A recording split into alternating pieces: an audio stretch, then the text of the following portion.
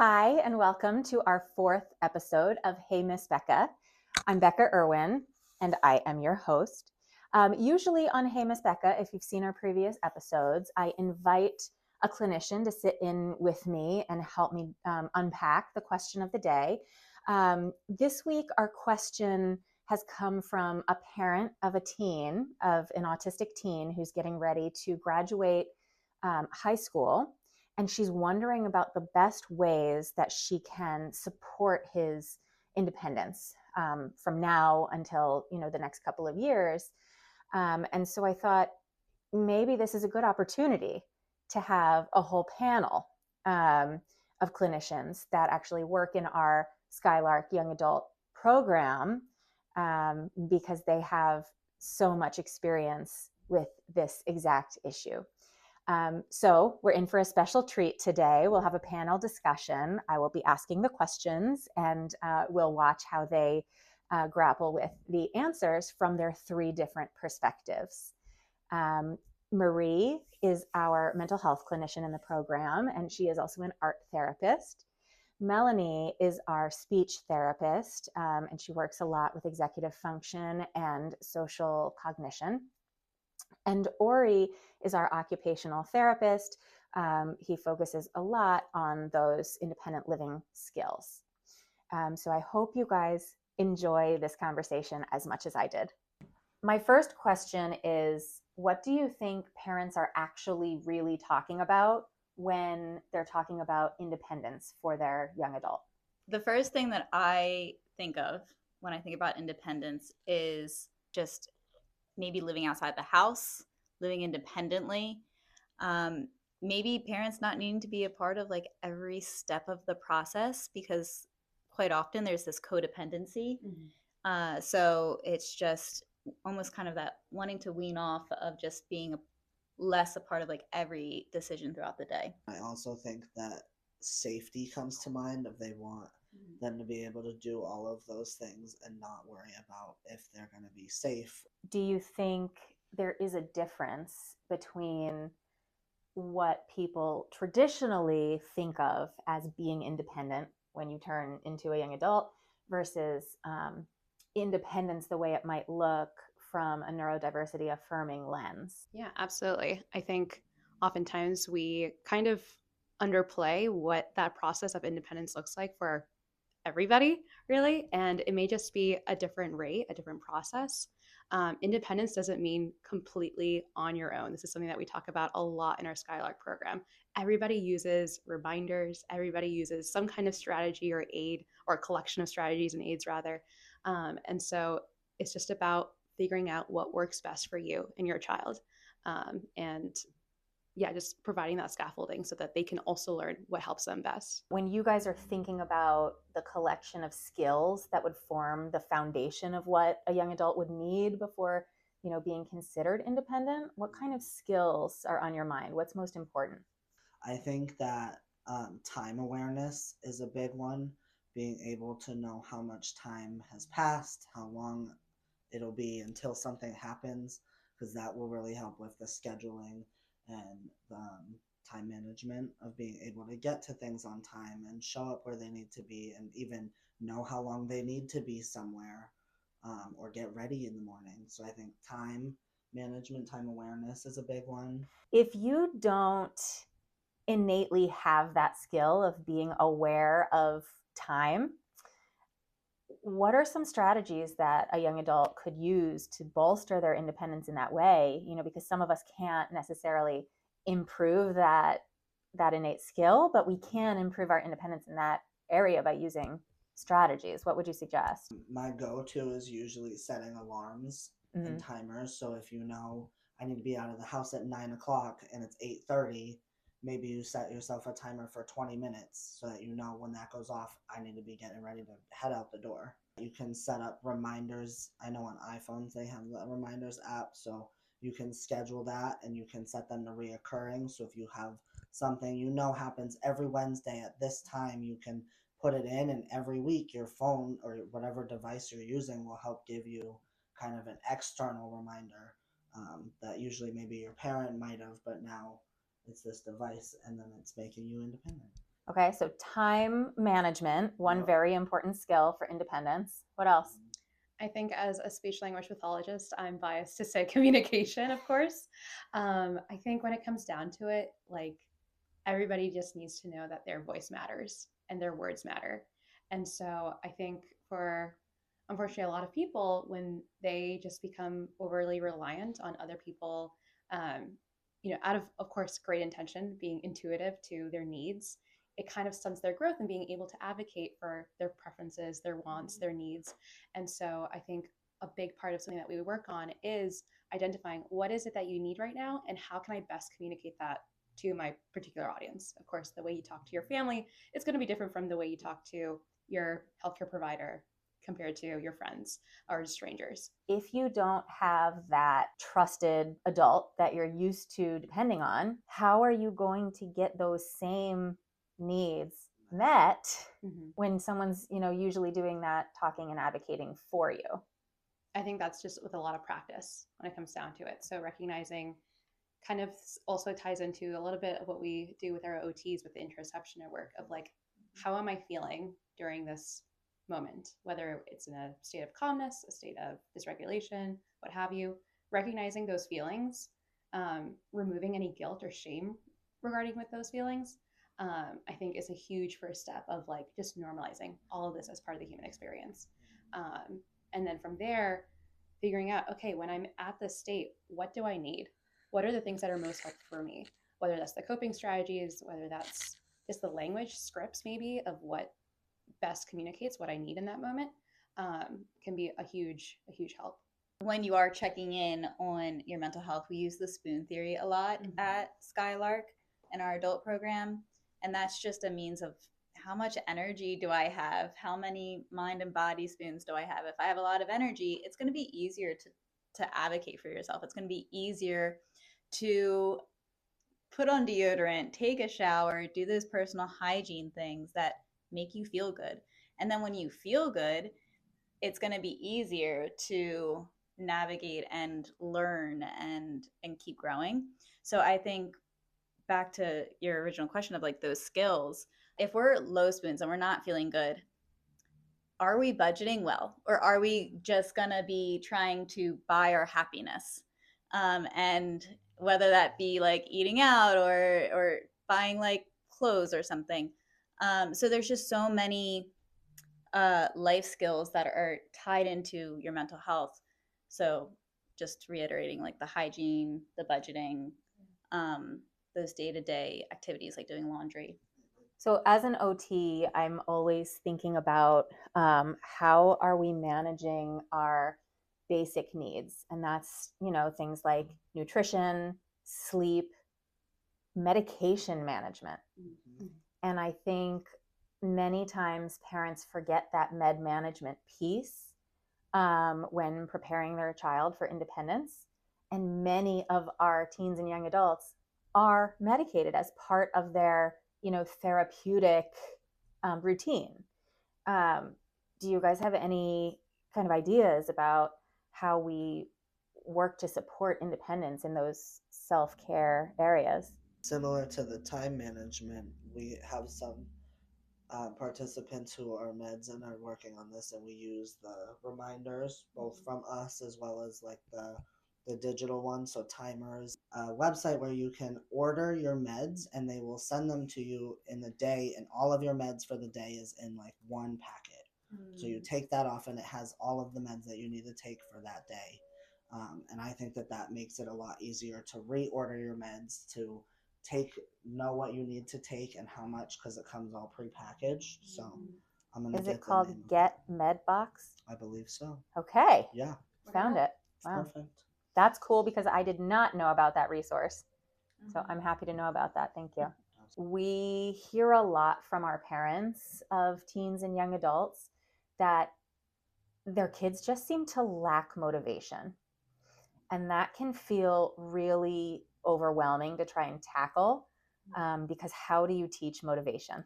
Or that's a very intrinsic thing. But we know, as therapists, there's a lot going on potentially that could be causing what looks like a lack of motivation, but might really be something else. What do you guys see, as things that are frequently underlying that apparent lack of motivation? Oftentimes we make reference to Maslow's hierarchy of needs. If you're familiar with the graphic, the most bottom layer of it has to do with basic needs, whether that's like safety, health, rest, things of that sort. And so oftentimes if you're not sleeping well, you're not eating well, your body just feels unwell. And if your body feels unwell, your mind feels unwell. If your mind is feeling unwell, you're probably not going to be motivated to work on these goals and work on independence. And so I think a major piece of this process is making sure that you're kind of working towards maintaining these really healthy lifestyle habits. Now, it doesn't have to be perfect. No one is perfect in these regards. Sometimes we have ice cream for dinner, It happens, But I think, working on this and, kind of going back to what we were saying about identifying what does it feel like when I'm not well rested? What does it feel like if I'm not eating 3 meals a day, not drinking my water, etc. And oftentimes once we have those basic pieces laid out, basic needs filled out, it becomes much easier. Granted, not perfect, but an easier process to target those skills. With our current Sky participants, that a lot of them get overwhelmed by the idea of the task and like how many steps are involved and what exactly to do. And I noticed they have more success when we break it down with them. If we write down the steps before we start it and kind of can show them, look, it's only 5 or it's these, or what out of these steps do you think you might need help with? So doing those things really help to, I think, ease some of the anxiety, helps with some of that executive functioning of being able to sequence the tasks and complete it. Because a lot of the people we see are capable of doing things, but they haven't had the opportunities or they haven't felt safe enough to be able to try and fail. So being able to have that space where it's like, this is time where I'm gonna use the kitchen as an example, where like we're gonna make mistakes and it's okay if you burn the food and if it doesn't come out tasting well, because we're learning, and being able to feel safe and ask for help of, hey, can you just tell me the steps of this, or hey, can you break this down for me and just tell me what's gonna happen or be included in this. And that can go for things like doctor's appointments and going and doing things out in the community. Our bodies like predictability, so the more predictability we can give it, it helps with that flexibility, if you will. I'm also thinking some things are going on in their minds that we have no idea about. So they can come in and it might appear that they maybe just don't like our activity or they feel low motivated that day, but really there's this anxiety of something that happened that morning. Sometimes you really can't anticipate where their mind is, and just being able to build those relationships and have those conversations, you start to get to the core of what's really underlying what is appearing to be just like a low motivation. If we, for example, are working with a young adult who has been basically lying in bed, refusing to do anything for years, we know that's probably not a choice, because people don't choose to suffer. People don't choose to give up, right? Something is going on that's getting in that young adult's way. What do you see could be underlying that really like long-term, chronic, apparent lack of motivation? Sometimes it's just a feeling of unworthiness, of just this fear of being perceived, especially when we're working with adults who have grown up with just the world reacting towards them or putting stipulations on them. And so now they're adults and they have formed this identity in their head of who they are, what they're capable of. And we're trying to rewrite this, and they are so capable. But quite often it's that mental health barrier, this deep-rooted fear of being perceived by society and feeling good enough about myself. Periodically, we will get young adults coming into our program that are surprised, shocked, confused when we give them autonomy. Where does that come from? I think it really just comes from years and years of being told no, and being told that someone else is going to make the decision for you. Kind of going back to that piece of, just like having agency over the things that you need and the things that you want, being denied to you. So I think, as Marie was saying earlier, a lot of what we do is kind of that rewriting, rewiring, essentially, because your brain has, created these pathways of always thinking that someone's going to know what I need, or someone has decided for me what my day is going to look like. When they come into the program, it's natural to have that kind of culture shock, so to speak. But we invite it. We say, take it on. We're going to be working through this together. And there's something that you made me think of, Ori, when you were talking before about safety and boundaries, in that many of our young adults, when they graduate high school or their transitions program, they're so used to working so hard to keep other people comfortable. Mm-hmm. They work really hard to satisfy teachers. They work really hard to satisfy parents. And oftentimes that comes with a sacrifice of their own comfort and their own feelings of safety. What kind of work can we do to sort of unwind that habit of thinking that your own needs are less important than the needs and demands of the people around you? With our work at Sky, it's through a lot of conversations, a lot of, like we said, the reframing. I do tell a lot of our clients that this is your life, and at the end of the day, your parent is not going to be living your life. So if this strategy is helpful, or if this activity is fun for you, whatever it may be, I try to encourage them that this is your decision to make, and absolutely we can talk about the pros and the cons, and if they have worries about it, we can work through it. But I encourage them to try things and to see. And especially in our program, we tell them all the time that this is a safe place to, like I said earlier, safe place to fail. They're here to learn. We don't expect them to know how to do everything. So I encourage them to make mistakes and to try to learn from them, because we make a mistake and then we'll sit down. Okay, well, what went well? What didn't go well? What would we do different next time?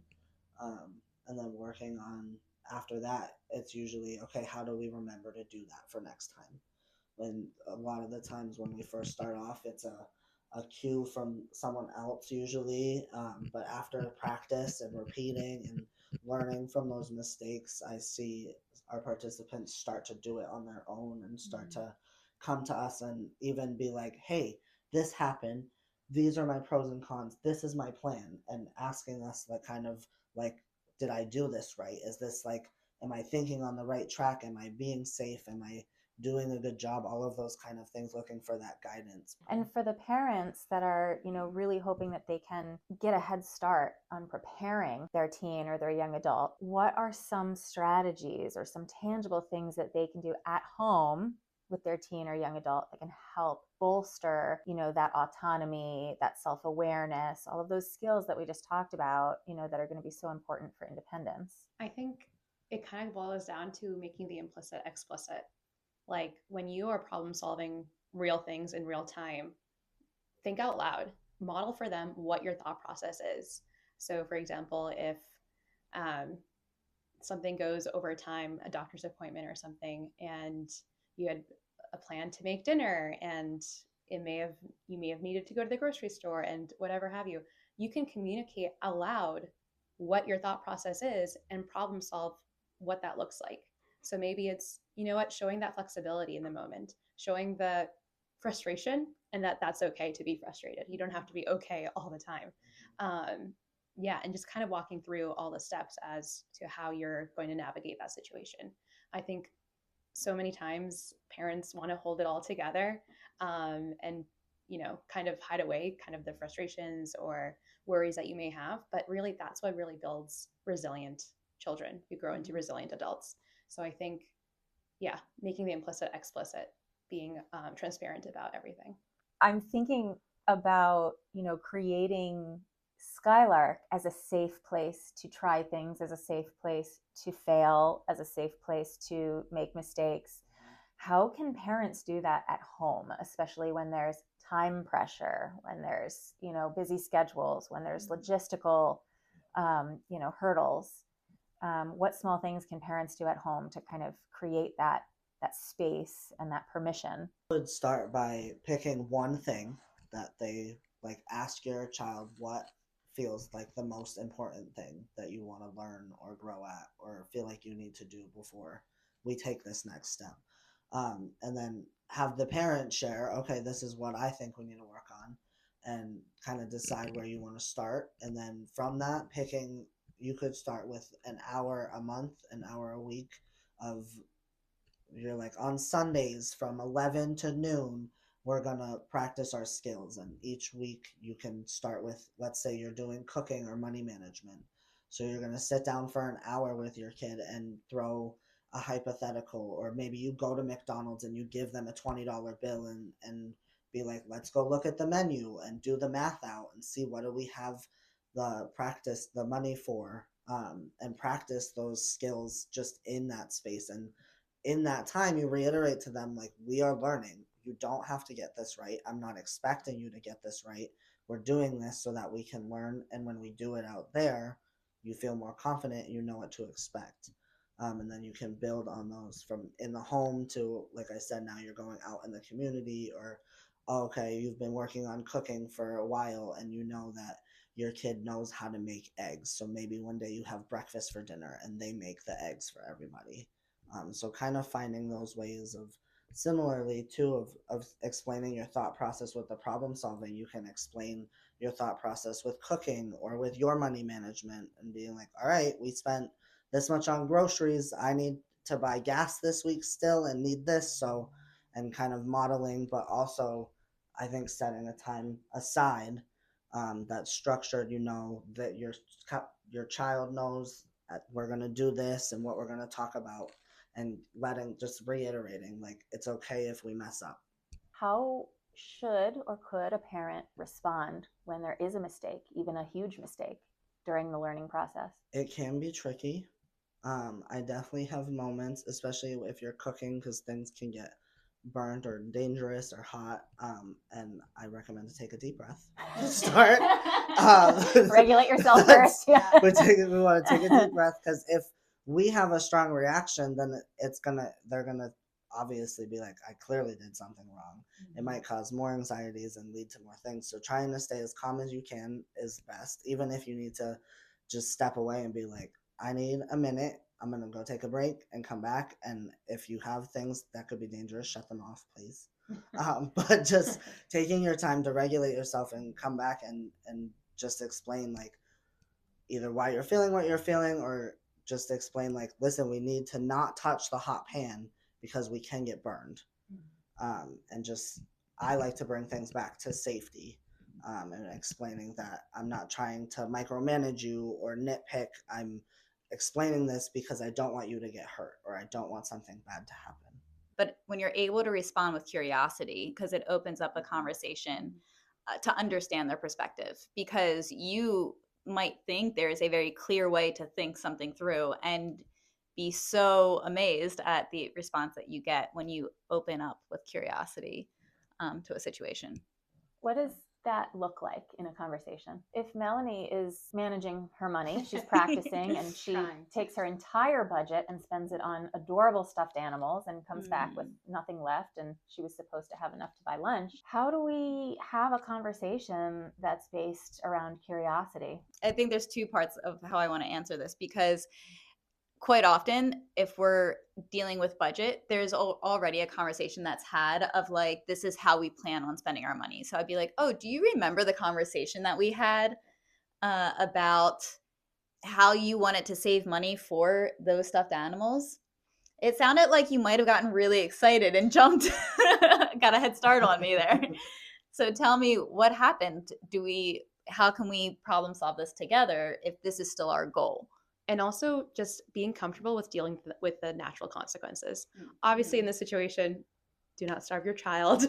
But maybe the next week, I might remove whatever excess we needed for lunch to be like, it's got to come from somewhere, because unfortunately money does not grow on trees. Yeah. So maybe it's like having, whatever you have in your pantry, or maybe a less preferred food. Of course, don't go out of your way to do this. Yes. But it's like we said, the natural consequence. You spent your money that you needed for lunch, and now we have to eat from the options that we have. I actually love the green light card. It comes with an app so that the parent can see all of the spending, and the child can set goals, and they can save, and they can request money from parents, and parents have the ability to say yes or no, and parents have the ability to link monetary requests to jobs. So a parent could set a job, like, if you are willing to mow the lawn, I would be willing to give you $10. Some of the tools that the Greenlight card has on it can be helpful teaching and learning strategies. Okay, we are almost out of time, even though I think we could talk about this actually all day. When a child is really interested in attending college, what resources are available to them to help with independence? And this parent had specifically asked about, is it a better idea to have the child live at home while attending college, or try to live, on campus or in a supported living situation? Can we think through that a little bit, and what are some options there? If you have an IEP or a 504 in place, you should get that printed from the school. They should print that for you automatically. If they don't, you're more than welcome to ask for it. And then you can bring that to whatever college you're going to. And most, if not all, colleges have, where I went, it was called Center for Disability Services. They might have different kind of name, but it's something along those lines. And you can give them your documentation saying, this is what I had in high school. I'm going to need supports here. And the people in that department should be able to help you set up supports or find accommodations that either match what you had in high school or are similar, so that you can still get those in college. I always suggest to find interest groups. So usually colleges still will have clubs, the community around the college, depending where you go. But usually, whether even here in Norwood, there's just community centers that have groups and resources for youth. So any opportunity that allows you to get connected, and usually there's career counselors and adults that can help support and help you find those groups. You don't have to do it all on your own, but it is all about going back to the communication piece of being able to advocate. This is something I'm interested in. And I've worked with clients who identified their interests, got help through DDS, and were able to find those art groups where they got connected and that support that they needed. So I think that's a huge part. Yeah, I think we sometimes forget the benefit of community when thinking about independence. So nobody is truly independent because we are all interrelated and interconnected, and we rely on each other. So, those foundational pieces are really important, but we have to remember that we live within a community that can help us. I want to thank you guys so much for this discussion. It was really fun. Thank you. And unfortunately, we have to say goodbye. And thank you to everyone watching. Yeah, thanks for having us. Yeah.